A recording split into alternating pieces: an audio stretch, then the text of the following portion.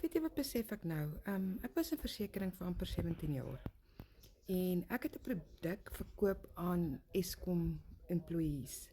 Wat ek 100% kommissie gekry het, maar ek het vir 'n broker gewerk, so hy het 25% gevat en dan jou tax en dan dit. Ja, so dit is nie 100% profit nie, maar ja, dit was 100%. Daar was nie middelmanne nie. So ons kry 100% profit hier.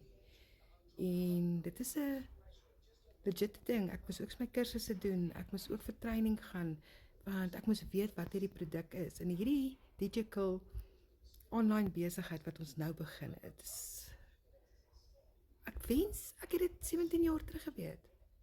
Dan het ek al hierdie risiko op die pad weg van my kinders af. Ek meen, ek save petrol, ek save akkommodasie, ek save my tyd. Ek kry 100%. Is my besigheid. Ek net opdaag en die blueprint volg.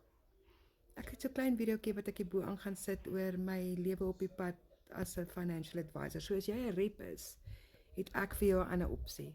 Is 'n 100% profit, is jou eie besigheid en die ding werk. Ons word in dollars betaal. Dit is legit. Jy betaal tax op dit, dan is die regte ding om te doen. Maar as jy meer inligting wil hê, gaan na my webwerf, sit in jou e-pos en ek deel hierdie opportunity met jou.